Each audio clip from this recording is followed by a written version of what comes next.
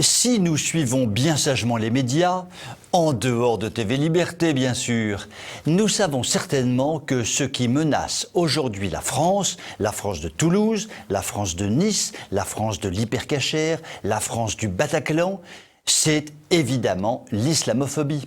C'est l'islamophobie qui gangrène notre pays, fait des morts, envoie des camions fous écraser les braves gens, égorger au couteau, et j'en passe. Donc, l'urgence du moment était bien d'organiser une marche contre l'islamophobie. Un grand moment d'unité nationale et de paix fraternelle sans nul doute, avec, en tête de cortège, tout ce que le monde politique et associatif fait de plus courageux, patriote, proche des Français. Mélenchon, le Parti communiste français, le collectif contre l'islamophobie, et j'en passe, et des moins bonnes. L'événement fondateur de cette marche historique, c'est bien sûr la tentative d'attaque contre la mosquée de Bayonne. Le fait qu'il n'y ait pas eu un seul mort à déplorer, c'est sans doute un peu dommage pour les organisateurs de cette fameuse manifestation, parce que cela l'aurait rendu plus crédible, je pense. Cela dit, il n'était pas question de rester les bras croisés, surtout après l'attaque de la préfecture de police de Paris, qui, elle, avait fait des morts, ce qui, dans le fond, n'était pas très grave. La marche contre l'islamophobie aura donc permis, par exemple, à une manifestante, militante communiste de son État, de s'insurger dans les colonnes du Monde du fait qu'on tire sur les musulmans parce que musulmans. Elle a raison et a sûrement pensé, mais elle n'a pas eu le temps de le dire au journal Le Monde, qu'il est insupportable aussi que l'on tire sur des non-musulmans parce qu'ils ne sont pas musulmans. Nul doute que les familles des victimes de Mohamed Merah, du Bataclan, de Nice ou d'ailleurs apprécieront à sa juste valeur la pensée profonde de cette militante communiste, pensée qu'elle n'a pas eu le temps d'exprimer, hélas. Cerise sur le gâteau kebab, la marche contre l'islamophobie aura également permis de faire crier à la foule en liesse « Allah Akbar, Dieu est grand ». Ce fut un grand moment de liesse collective, ce fut vraiment bel et bon. Mais attention, si une manifestation se permettait de crier « Jésus est grand », là, pas de quartier. On fait intervenir l'armée et on flingue tous les manifestants avec des kalachnikovs achetés aux soldats de Daesh au marché noir. Non mais des fois quand même. Je vais conclure par une petite confession personnelle qui va soulager ma conscience si noire. Je revendique le droit d'être islamophobe, car oui, j'en ai honte, l'islam me fait un peu peur. Dieu merci, je suis soutenu par quelques Français, à savoir les 3/4 de la population française qui affichent désormais leur crainte de l'islam.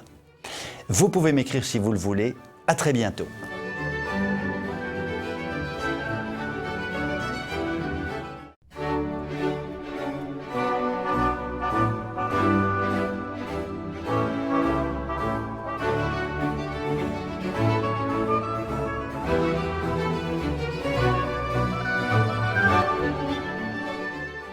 Le général Georgelin, grand coordinateur des travaux de la reconstruction de Notre-Dame de Paris, vient d'opérer un grand dérapage qui peut étonner de la part d'un homme aussi important. À l'Assemblée nationale, ce bon général a indiqué aux parlementaires le point suivant. L'architecte en chef de la reconstruction demandait que la flèche de Notre-Dame soit reconstruite à l'identique. Eh bien lui, le grand général Georgelin, demandait à l'architecte, je le cite, de « fermer sa gueule », fermer les guillemets.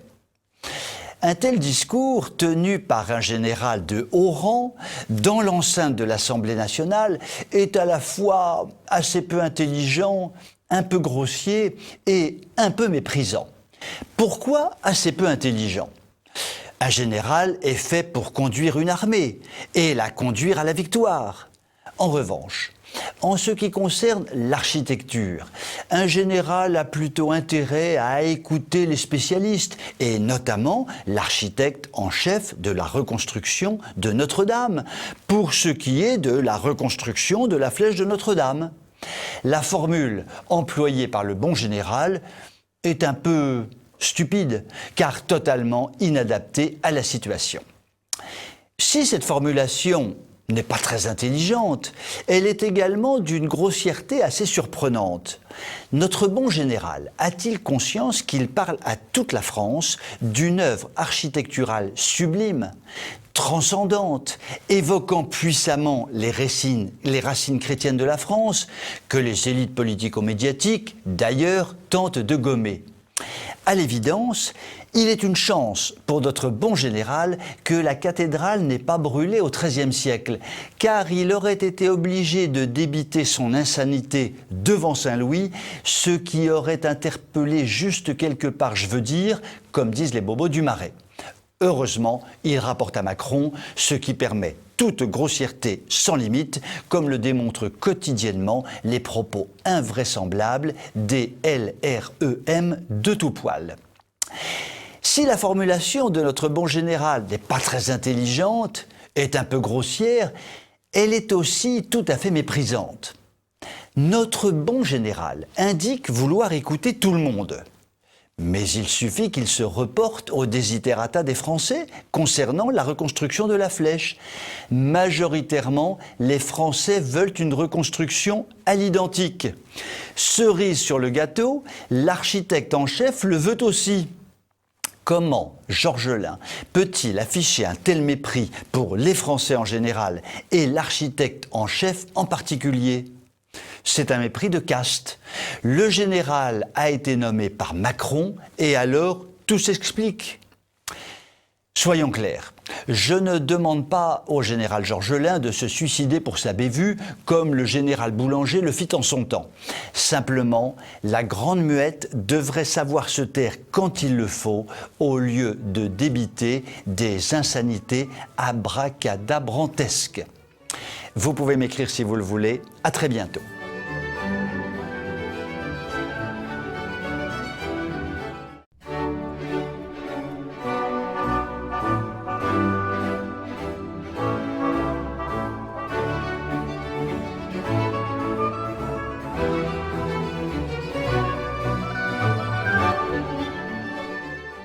Le Brexit est un véritable feuilleton et nous en sommes au 9153e épisode. Le suspense devient insoutenable, le feuilleton aux multiples rebondissements devient haletant. Il faut dire que l'enjeu en vaut la chandelle. La Grande-Bretagne va-t-elle, oui ou non, réussir à tourner le dos à l'Europe bruxelloise et à assumer son destin de nation libre ? Le prochain épisode sera passionnant.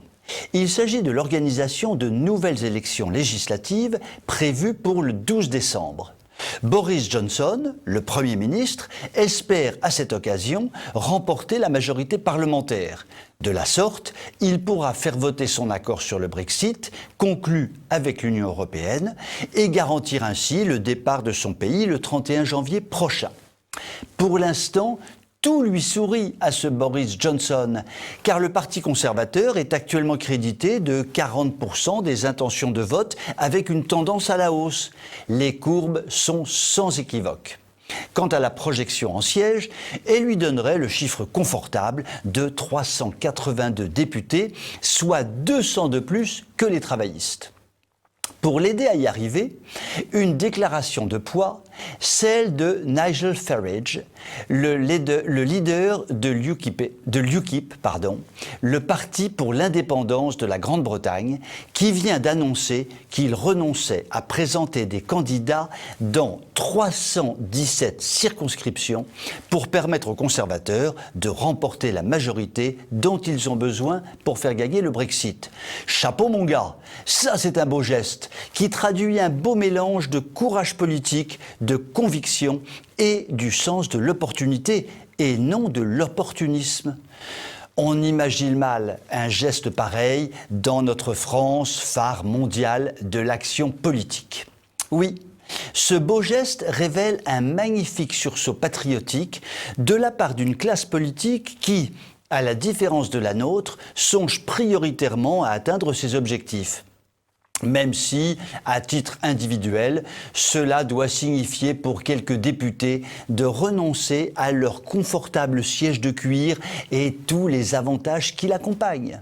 Alors, ne soyons pas trop pessimistes, la nature humaine peut encore avoir du bon. Vous pouvez m'écrire si vous le voulez. À très bientôt.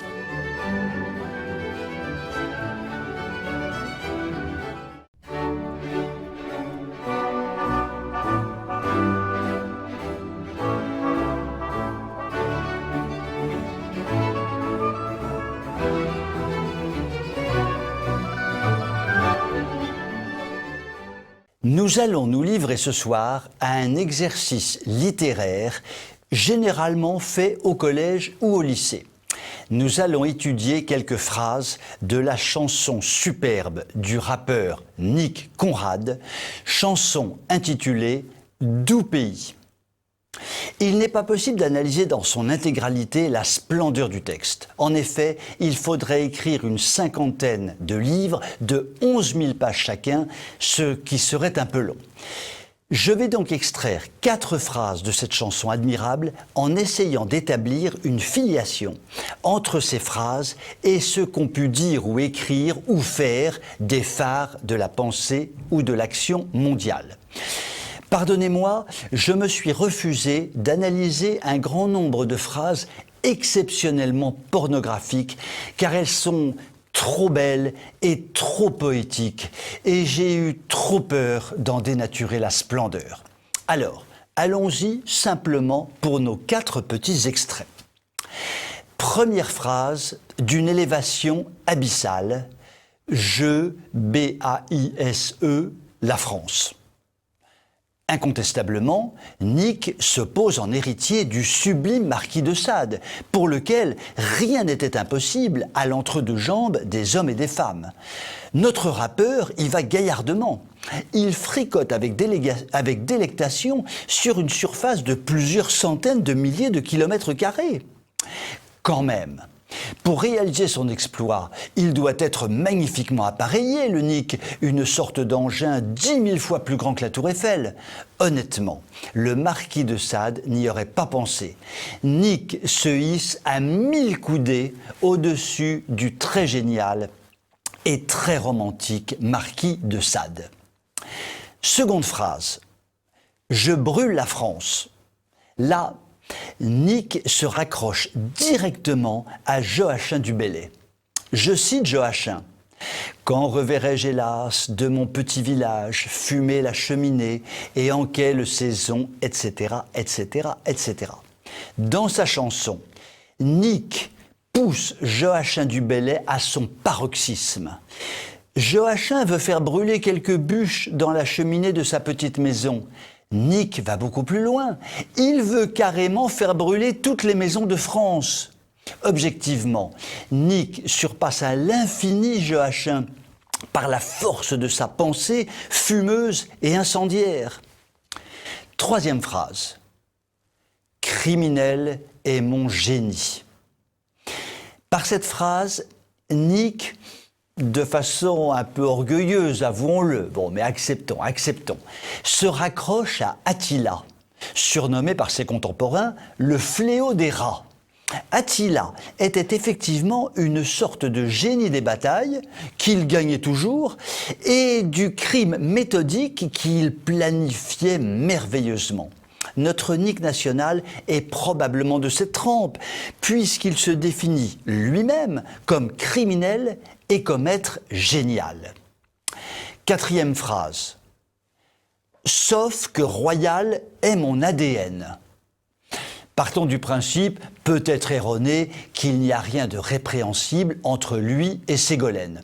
Je pense plutôt qu'il s'estime de sang royal, du genre cousin de Saint-Louis ou de Louis XIV. Et là, je trouve qu'il est trop modeste. Il a manifestement la carrure des grands empereurs qui ont dominé le monde, voire même des dieux païens antiques comme Apollon ou autre Jupiter. Cette brève analyse, beaucoup trop courte et je m'en excuse, démontre une évidence évidente. Il est génial, il est immense, il est indépassable, quelle poisse, je ne me souviens plus de son nom, ce Conrad. Vous pouvez m'écrire si vous le voulez. À très bientôt.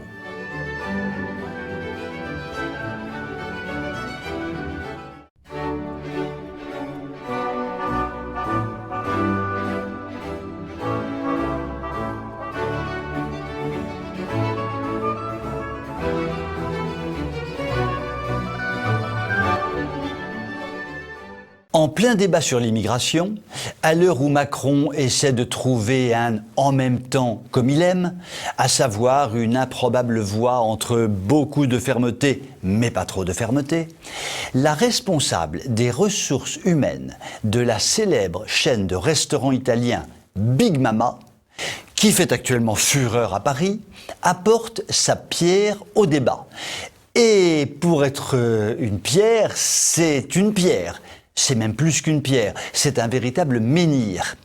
Ni une, ni deux, notre brave directrice se lance et nous explique qu'elle ne tient absolument pas à ce qu'il y ait une quelconque régulation des flux d'immigrés qui arrivent en France. Pourquoi ça ? Parce que tous ces plongeurs sont immigrés et parfois même sans papier. Plif, plaf, plouf, faut que ça plouffe dur dans les éviers. Philanthrope, Big Mama, soucieuse de donner une chance à ces plongeurs en série, de participer à leur intégration. Non mais tu rêves ou quoi ? Pas le moindre souci social, mais un vrai souci capitalistique. Big Mama a été fondée par deux HEC qui savent mieux que quiconque que les immigrés, c'est pratique. Ça ne coûte pas cher, ça fait le sale boulot et en plus, ça ne se plaint pas. Que rêver de mieux ? Ainsi donc, l'emploi de main-d'œuvre immigrée, clandestine de surcroît, permet aux populations aisées et dynamiques de déguster le samedi soir leur burrata à l'huile de truffe à un tarif concurrentiel. Chez Big Mama, bien sûr. Pourquoi se priver franchement ? Cela dit, la plonge, c'est ingrat, donc c'est parfait pour les étrangers.